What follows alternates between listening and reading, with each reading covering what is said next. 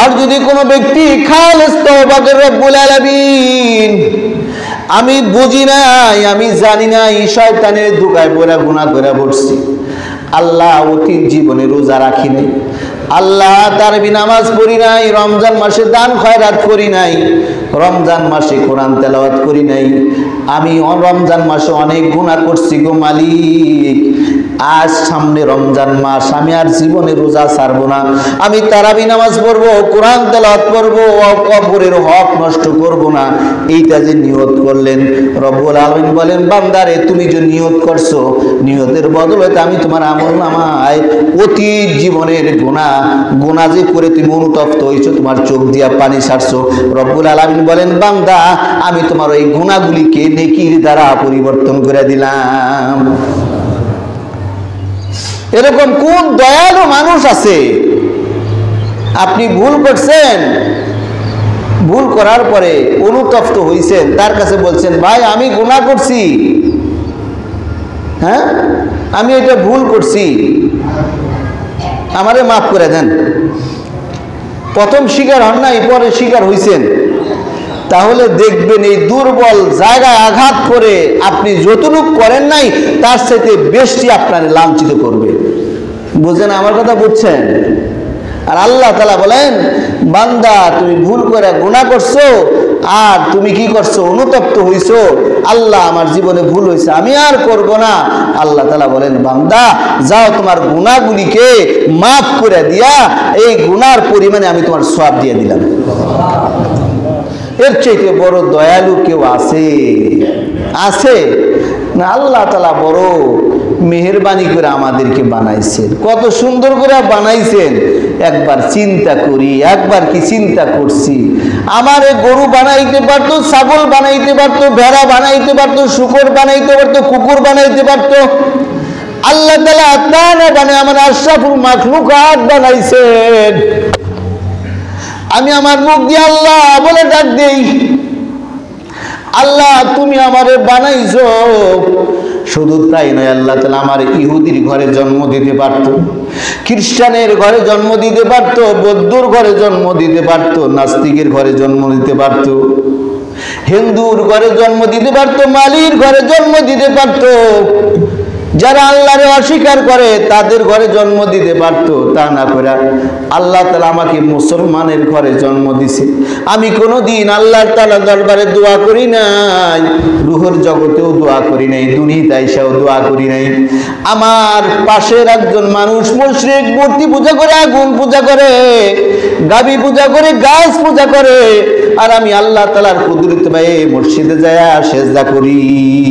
ও মানুষ, আমিও মানুষ, ও নাস্তিক করে, ও কাফের মুশরিক, আর আমি মুসলমান। ওর জন্য চিরস্থায়ী জাহান্নামী, আমার জন্য আল্লাহ তাআলা জান্নাত বরাদ্দ করে রাখছেন।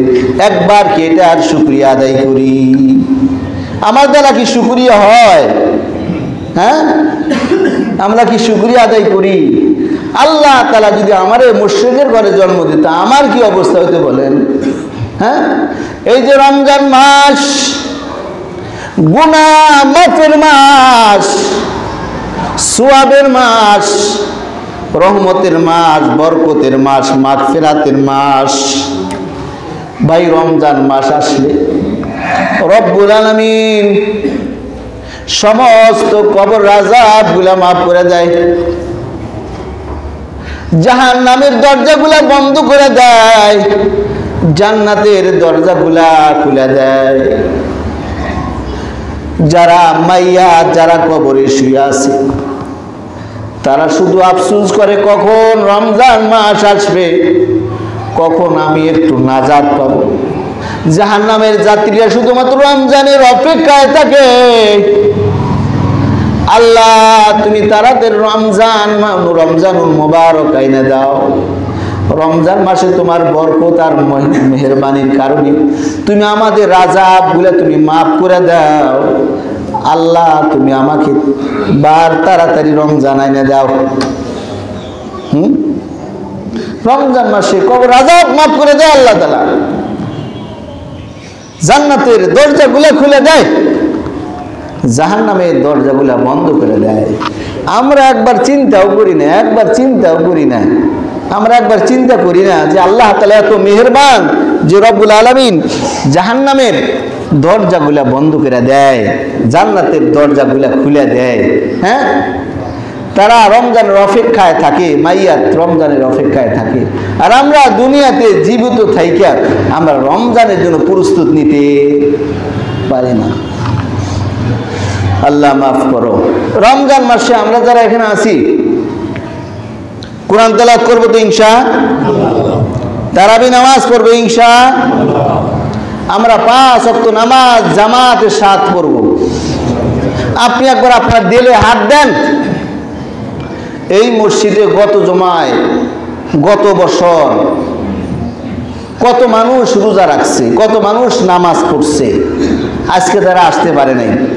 আপনার পাশেই যেই লোকটা থাকছে এই লোকটা আজ আর দুনিয়ার ধারায় নাই, সে কবরের বাসিন্দা হয়ে গেছে।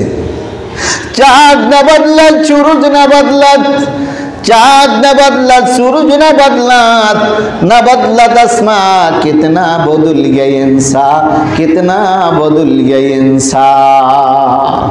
কোনো কিছুর পরিবর্তন হয় নাই, আমার পরিবর্তন।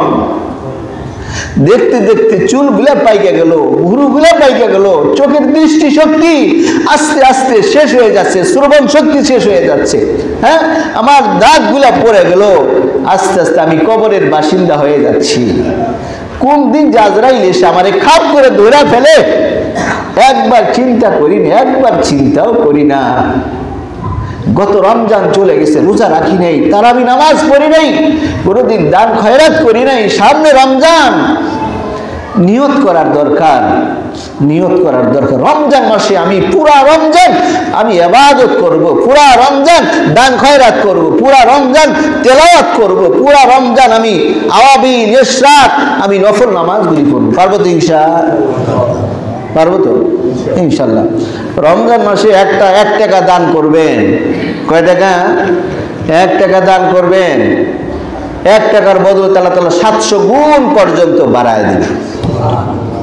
শুধুমাত্র এটা রমজানের চাঁদ উঠার পরেই বোনাস। নফল ইবাদত করবেন, ফরজের সওয়াব পাবেন। এটা রমজান মাসের জন্যই বান্দাদের জন্য বোনাস হিসাবে আল্লাহ তাআলা পাঠায় দিয়েছে।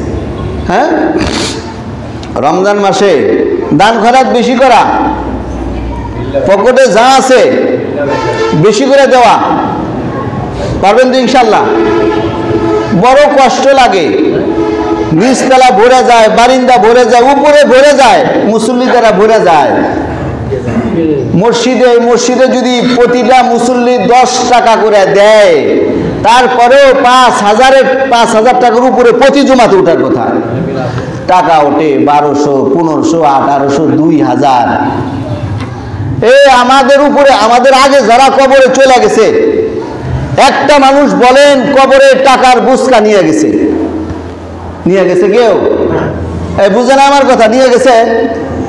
বাবায় বাড়ি নিয়ে গেছে, দাদায় বাড়ি নিয়ে গেছে, দাদায় জমি জমা নিয়ে গেছে, টাকা পয়সার বস্তা কবরে দিয়ে দিছেন। আমার কবরেও কেউ টাকা দিবে না, বাড়ি দিবে না, কেউ কিছুই দিবে না। আমাকে সব কিছু রেখে চকলেটের মতো 3টা কাপড় দিয়া মোড়াইয়া কবরে থুইয়া আসবে।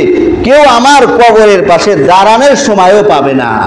এখানে যারা আছি বুকে হাত দিয়া বলি, বুকে হাত দিয়া বলি, আপনার বাবা মারা গেছে, মা মারা গেছে, মাসে কয়দিন বাবা মার কবরের পাশে দাঁড়াবার পাইছেন?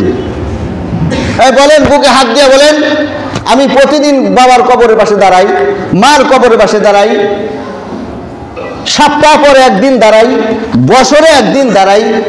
কয়জন সন্তান আছেন? তাহলে বোঝা গেল আমি বাঁচা থাকতে আমার বাবা মার কবরের পাশে দাঁড়াইতে পারি না।